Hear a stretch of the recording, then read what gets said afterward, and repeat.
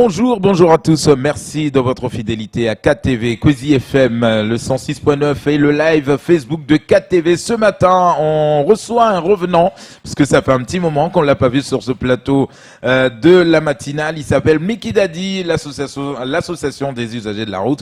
Mickey Daddy, bonjour et bienvenue.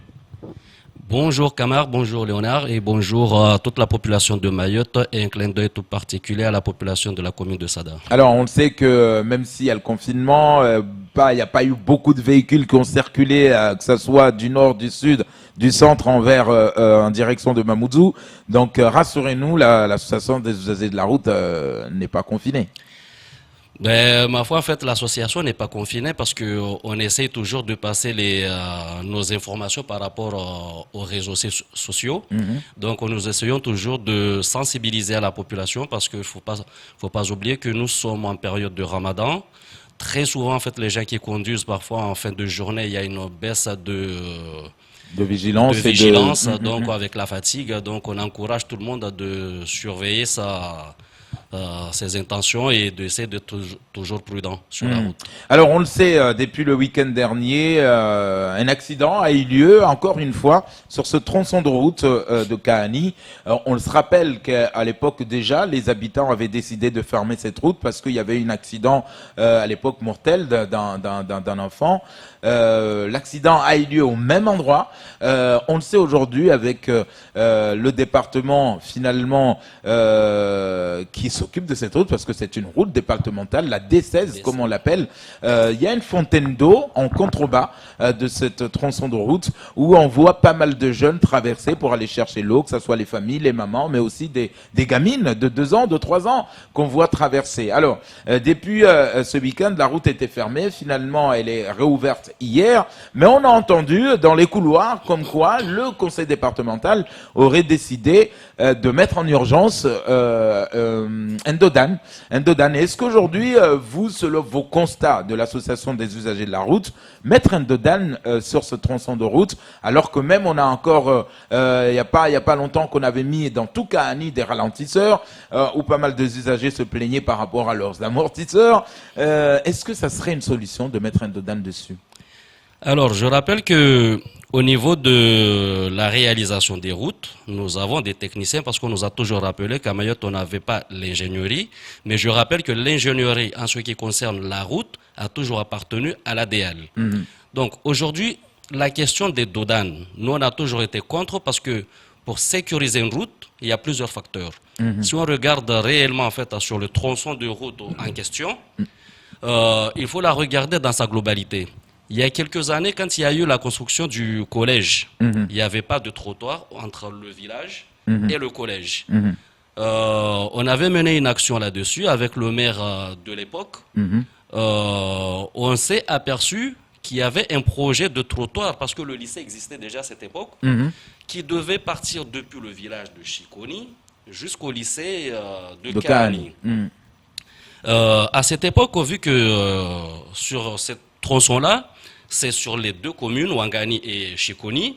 Le maire de Chikoni de l'époque, il a fait le tronçon jusqu'au collège, mais le projet du collège jusqu'au lycée n'a jamais vu le jour. Donc ça se voit que nous sommes des spécialistes des projets. Après, nous les rentrons dans les placards. C'est pour cela que moi, je dis toujours que nos autorités qui sont en charge de réaliser les routes, ce qui me désole, c'est qu'à chaque fois quand il y a un accident sur nos routes, les techniciens ne rentrent pas en jeu en fait leur technicité, mais les techniciens réalisent toujours les doléances de la population. La population réclame un dodan, on met des dodanes. Alors que en fait, pour sécuriser cette zone-là, la solution n'est pas sur les dodanes. On sait très bien que si on regarde le monde qui utilise ce tronçon-là, il y a les élèves qui vont au collège et ceux qui vont au lycée. À l'époque, il n'y avait pas de village là, mais là, moi, je considère que là, c'est une zone urbaine. Bien sûr, maintenant, c'est un village. Oui, c'est un village parce qu'il y a un magasin aussi qui est à côté, en face du borne aux fontaines en question. La borne n'a rien à voir à cet endroit-là. Donc, il faut vraiment mener une réflexion bien particulière pour sécuriser cette zone-là. Nous, les usagers de la route, nous ne sommes pas du tout d'accord par rapport à cette mise cette mise en place de Dodane, comme dans pas mal d'endroits. Nous le voyons à Tsararano avec les bandes rugueuses, alors que nous savons très bien qu'il faut des trottoirs. Il faut une mise en sécurité du réseau routier de Mayotte. Parce qu'à chaque fois, quand il y a des travaux, on s'occupe uniquement de la chaussée. Alors que la route n'est pas composée uniquement de la chaussée. Donc pour vous, en tout cas, sur ce tronçon qui nous intéresse aujourd'hui, le fait de mettre un Dodane, on n'a pas réglé le problème. Parce qu'un usager qui a tendance à accélérer, surtout sur ce tronçon-là, il peut bien accélérer avant le Dodane et faire un accident accidenté, ou renverser, percuter un enfant. Tout à fait, parce que je rappelle que la voiture, même à 30 km par heure, peut être mortelle. À certains endroits, elle peut être mortelle. Donc, même si on réduit, on met 50 Dodans sur ce tronçon-là, moi, je pense que ce n'est pas la question. Il faut prendre le problème dans sa globalité, regarder qu'est-ce qu'il faut faire et sécuriser une bonne fois pour toutes ce tronçon-là. Puisqu'on est en train de parler de ce tronçon-là, mais il faut sécuriser pratiquement tout le réseau routier de ce territoire. Est-ce que des réflexions comme ça, vous en faites justement au département, vu que c'est lui qui a la gestion en tout cas de ce tronçon, la D16, ou à la DL? Est-ce que vous en faites, vous, des propositions? Je le rappelle ici qu'il fut un temps, nous étions très souvent à la DL. Nous échangions, mais là, ça remonte pratiquement à plus d'une année. Nous nous occupons essentiellement que de nos actions avec la section de l'ADL de sécurité routière, ce que nous faisons régulièrement, c'est-à-dire la sécurité routière et l'éducation à la sécurité routière. Parce que nous considérons que sur notre territoire, il va falloir vraiment axer les actions sur l'éducation à la sécurité routière, parce que la route, c'est un lieu de partage. Et il faudrait que chacun d'entre nous soit responsable de comment elle se comporte sur la route. On ne peut pas admettre que les familles se désengagent de leur responsabilité d'envoyer les enfants jouer sur les routes, alors qu'on sait très bien que les routes ne sont pas en fait un lieu de jeu. Il faudrait que chacun soit responsable et que les autorités locales, comme les mairies, il faudrait aussi que leur police municipale soit vigilante par rapport à la fréquentation de nos routes. Vous savez que le parc automobile de Mayotte grandit chaque année. Il est exponentiel, on va dire, depuis qu'on s'était renseigné. En fait, il y avait 7 nouveaux véhicules par jour. 7 nouveaux véhicules par jour, pas par mois. Par jour. Et là, c'est un chiffre qui date d'il y a à peu près un an et demi, quand on s'était renseigné. Donc, on voit très bien que le parc, il est grandissant. Le réseau routier, depuis 1975, n'a pas changé. Il a toujours la même configuration. Il n'a pas changé. Et tout le monde est amené, en fait, à rejoindre Mamoudzou. On part d'un point A, on revient toujours au point B à Mamoudzou. Et le soir, on repart pour aller dans nos endroits. Ce qui veut dire que les endroits, là où il y a les petites lignes droites, il y aura toujours des accélérations. Dans les villages, il y aura toujours des voitures qui accéléreront ou qui feront plus attention. Mais il faudrait que chacun d'entre nous soit responsable pour améliorer la sécurité des uns et des autres sur le réseau. Bon, ce qu'il faut savoir, c'est qu'il y avait déjà une quinzaine de Dodane avant qu'ils en fassent la route. Et en 2014, apparemment, on parlait déjà des trottoirs, demandés plusieurs fois par le conseil d'administration. Donc là, de Chiconi, par exemple, qui demandait des trottoirs. Donc c'est pas nouveau. Mais outre les trottoirs, outre les Dodanes, est-ce qu'il faudrait pas peut-être mettre des radars? Parce qu'il y en a pas actuellement. Et on sait qu'en métropole, quand ils ont commencé à mettre beaucoup plus de radars, ça a diminué le taux d'accidents mortels notamment, en plus des Dodanes, bien sûr, mais ce serait peut-être aussi une réponse.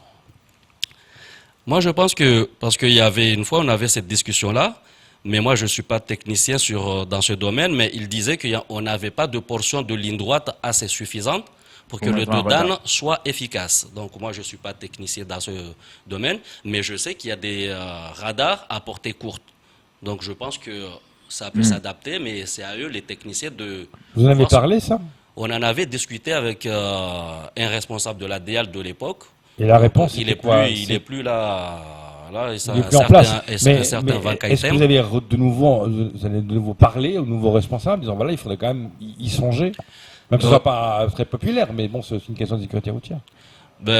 On en parle, mais comme je vous ai dit là tout à l'heure, que là, on axe réellement en fait nos actions essentiellement avec la cellule sécurité routière. Avec eux, on en parle.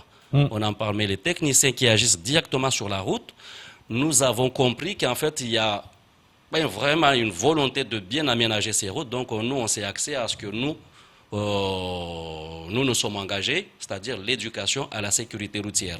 Mais depuis 2005 que nous avons créé cette association-là, les discussions que nous avons menées et les réalisations qui ont été faites, on s'est dit que franchement, en fait, ça n'apporte rien. En fait, ils n'écoutent pas vos propositions. Nous, c'est une perte de temps de passer notre temps là-bas. Il faudrait peut-être, quand il y aura vraiment en fait le transfert de compétences au niveau du département, je pense que peut-être les choses changeront. Mais si ça reste toujours au niveau de l'État, je pense qu'il y a une volonté. Moi, je m'engage ici, délibérée, de ne pas mettre aux normes parce que ce que dit Léo, les trottoirs, comme vous avez parlé là, oui. Ça existe le projet pour sécuriser ce tronçon-là depuis le village de Chikoni jusqu'à Kahani au lycée depuis une quinzaine d'années. Ouais. Depuis une quinzaine d'années, si jusqu'à présent, en fait, il n'y a rien qui sort, c'est qu'il y a une volonté de ne pas faire. Après, il y a, par exemple, quand je rentre sur les élagages de route, en général, on fait du débroussaillage. Mais les vrais élagages, quand vous passez à Coconi, chaque année, il y a des véhicules qui se font accidenter par des branches qui tombent. Nous l'avons signalé maintes fois, il n'y a rien qui se fait. Et il n'y a pas qu'au niveau de Coconi, mais il y a d'autres endroits auxquels il faut vraiment faire. Notamment dans les hauteurs de Vaibé. Voilà. Donc, du coup, moi ce que je dis, ce que disait Léo, c'est que mettre un radar sur un tronçon, par exemple, comme ça, on l'a dit, c'est pas la solution. Parce que mettre un radar ne va pas empêcher une petite fille de 3 ans de traverser, d'aller chercher de l'eau en contrebas. Oui, mais ça fait ralentir les gens. Ça fait ralentir la circulation. Ça pourrait aussi, ça pourrait être une des solutions, peut-être. Mais comment est-ce qu'aujourd'hui la solution, sérieusement, avant même, on le sait que vous l'avez dit, ça fait 15 ans, les projets ne sortent pas de terre. Est-ce que la solution, ce n'est pas de supprimer cette fontaine d'eau qui est en contrebas, qui demande à des enfants de traverser la route, de le mettre plutôt le côté haut? Non, mais il est clair par rapport à la situation que la borne fontaine qui est là n'a rien à voir à cet endroit-là. Parce que vous ne pouvez pas mettre cette borne-là, ça veut dire vous appelez la population à venir là et ne rien faire sur les à côté. Et surtout, sachant que la population qui est dans cette zone-là n'est pas dans la zone là où il y a la borne fontaine. Donc, il faudra la déplacer. C'est vraiment une des solutions qu'il faudra mettre en place le plus rapidement. Vous avez vraiment l'impression que vous n'êtes pas entendu aujourd'hui? Moi, j'ai réellement l'impression qu'on n'est pas entendu. Au niveau sécurité routière, il y a une bonne volonté de l'État à sécuriser sur les actions. Il y a une bonne volonté. Mais au niveau des réalisations, moi je suis désolé, au niveau des réalisations, les gens s'occupent essentiellement de la chaussée. Mais on ne s'occupe pas de la route en elle-même. Parce que il faudrait juste regarder quand vous tombez en panne sur la route, vous ne pouvez pas, vous n'avez pas de voie de dégagement. Vous êtes obligé de garder votre voiture sur la chaussée alors que vous n'avez qu'un seul triangle de sécurisation.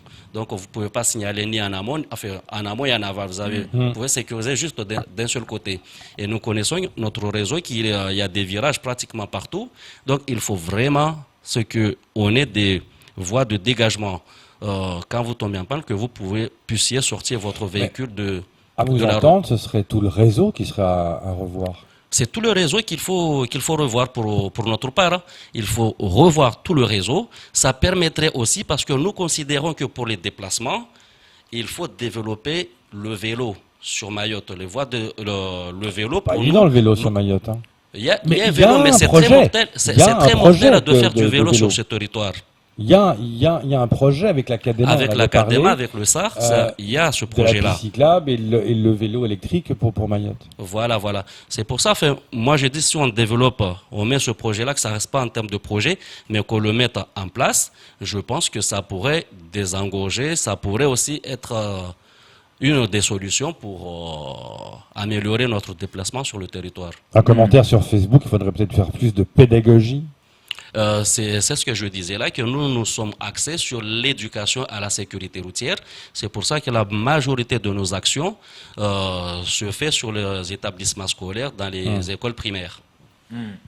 En tout cas, merci Miki Dadi d'être venu nous donner votre avis donc sur ce tronçon. Oui, est-ce qu'il faut ou pas on voit les ralentisseurs, ça n'a pas marché pour autant.